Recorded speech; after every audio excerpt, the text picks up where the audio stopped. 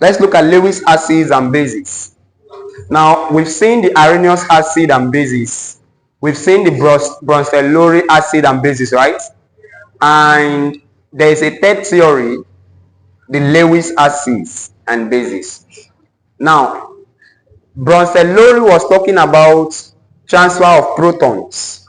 But instead of proton, Lewis is talking about transfer of what? Electrons.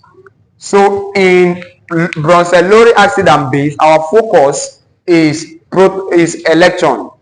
So a Lewis acid, please, Lewis acid is any substance that can donate electron, that can accept electron. Any substance that can accept a pair of electron is called what?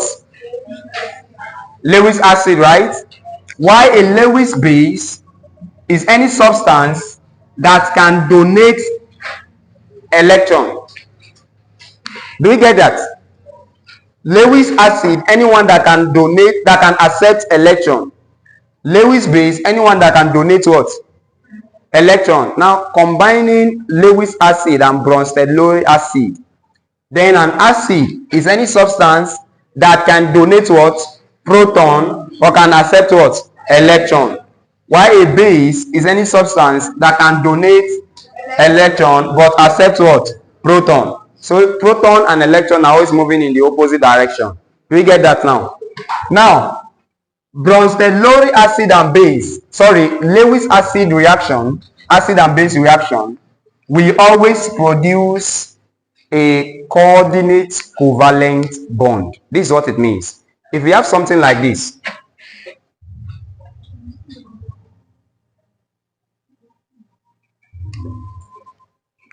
what is the acid here? Which one is the acid, A or B? A is the acid. Yeah. Why? Because what? Is it a Lewis acid or a Lewis base? Lewis acid, right? Because it can accept an electron. So become, an electron is negatively charged, right?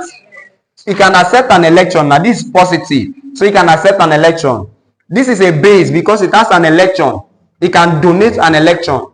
Is it not? Remember, Lewis base can give out electron. You cannot give what you don't have. This one does not have electron. It cannot give out electron. So instead, it can accept electron, right? Good. Now, if this happens, what will be our product?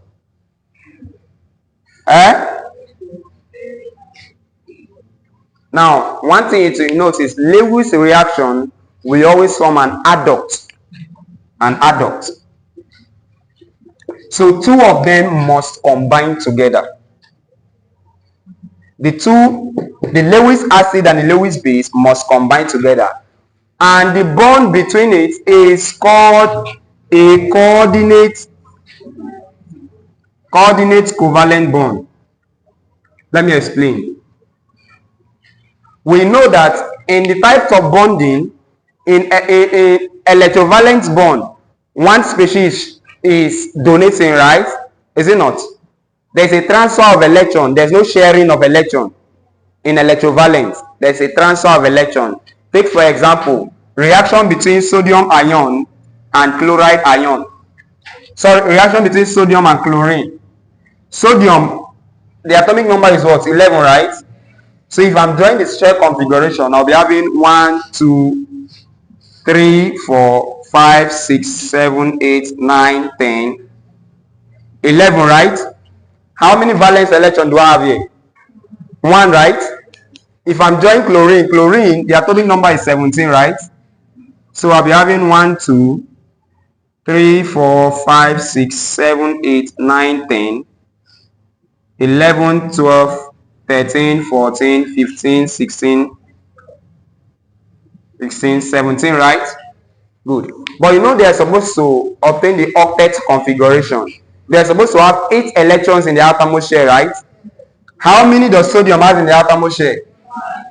How many does chlorine have in the outermost shell? Will it be easy for sodium to receive 7 to become 8 or to give out 1? To give out 1, right? Will it be easy for chlorine to receive 1 or to give out the 7.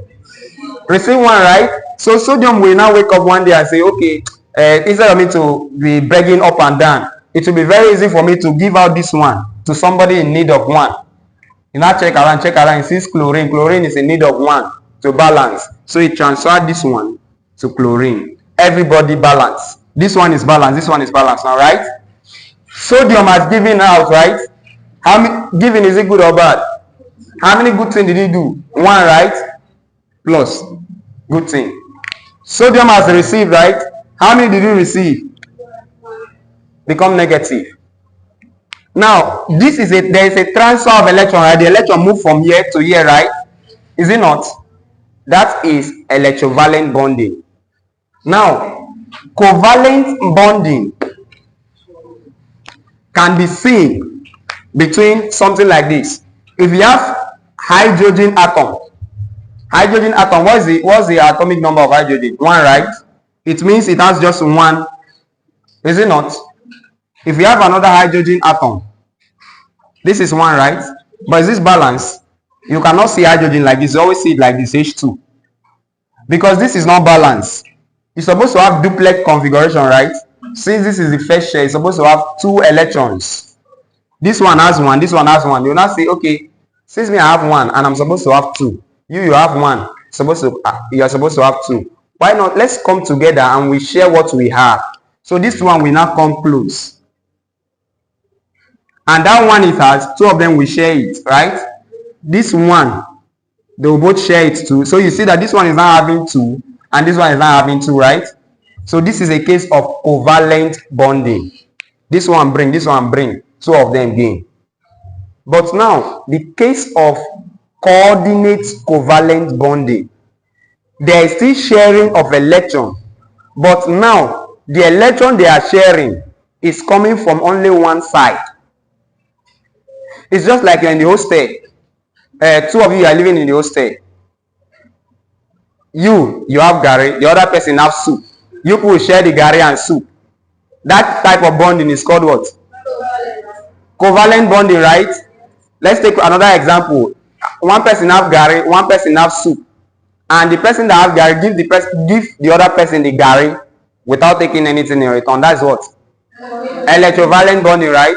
But now one person have gari and soup, and the other person does not have anything. He's just looking at it, like when the other person is eating, looking and be blinking eye and be swallowing saliva. Then the person now see that the person has almost fainted. He now come, let's share it. Now wash hand and come and eat. It's not your own, no. Come and eat. That type of bonding is what? Coordinate covalent bonding. Now, the type of bonding that we see in Lewis reaction is coordinate covalent bonding. Because now, if electron we are looking at, right? This one does not have electron.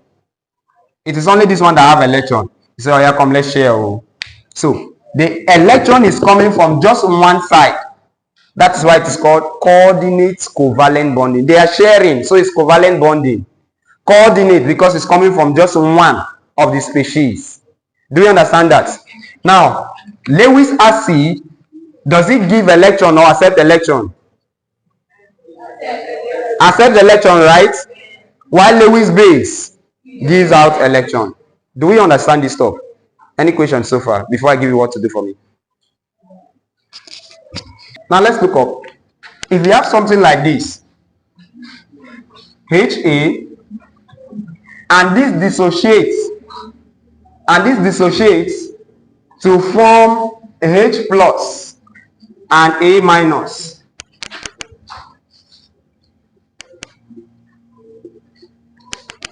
Where is the Lewis acid there? Where is the Lewis acid? This is the Lewis acid, right? And this is the Lewis base, right? The one that has more hydrogen is the acid. The one that has negative is the base, right? Because that is the electron. Remember, Lewis base donates electron. And I've said before, you cannot give what you don't have. If you are asked to write the dissociation constant here, what do you do? Concentration of the product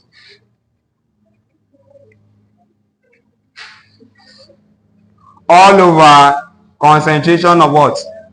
the reactant. This will give you the dissociation constant.